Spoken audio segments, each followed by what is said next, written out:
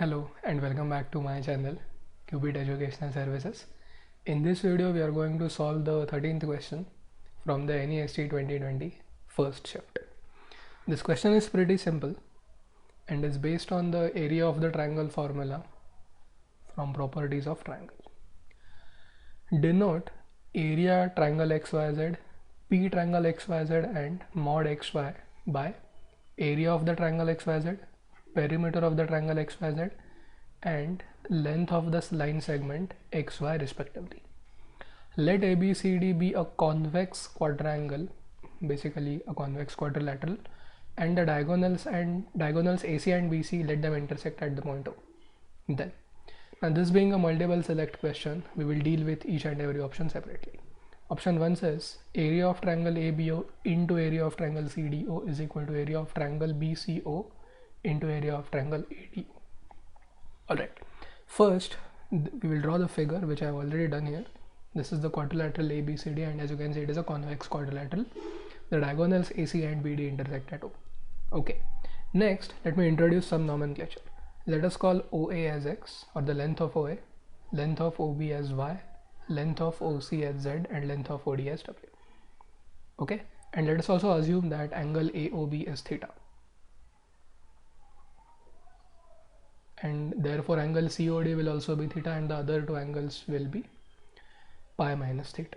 Okay, now let us recall the formula that if we are having A and B as two adjacent sides of triangle ABC, then area of the triangle is half AB sine C, where C is the angle between those two sides which are AC and CA respectively, right? Yeah. Now we will be using the same formula 4 times here. What is area of triangle ABO?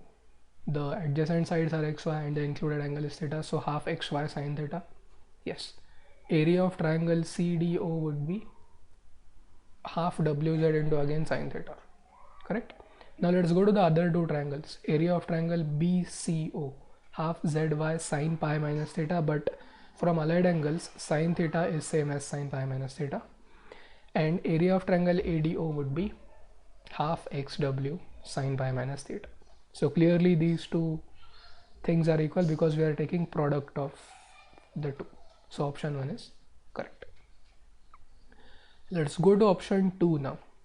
Okay, here on one side we are having perimeters of triangles ABO and CDO. So in our previous case we had areas and we were multiplying them. Okay, RHS perimeter of triangle BCO and perimeter of triangle ADO if length of AB and CD plus CD is equal to length of BC plus length of AD. Okay, yes, now this is also a very simple way or I would say option to check. Okay, we know the sides X, Y, Z, W, so what will the LHS be? Okay, ABO and CDO, ABO and CDO, so X, Y, Z, W will come once and AB and CD will also come once. Okay, now let us go to the other two, BCO and ADO. Again X, Y, Z, W will come once and this time the other two sides will come BC and AD. So clearly these two things are equal to each other when AB plus CD equals BC plus AD, which is given in the problem as a condition. So option 2 is also correct.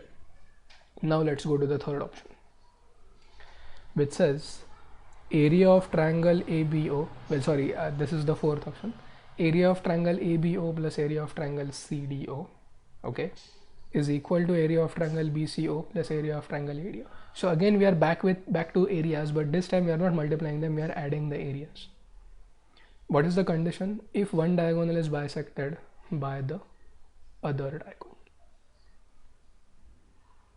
Okay, yes. Now we'll go to the same figure and this time we'll say that X is equal to Z and Y equal to W because one is bisecting the other. Okay, all right. Now when the diagonals bisect each other, we have these two relations, X equal to Z and W equal to Y, and these relations will now help us. Okay, ABO and CDO, both of them will have the same area now, 1 upon 2 XY sin theta, 1 upon 2 XY sin theta, because X is equal to Z and Y is equal to W.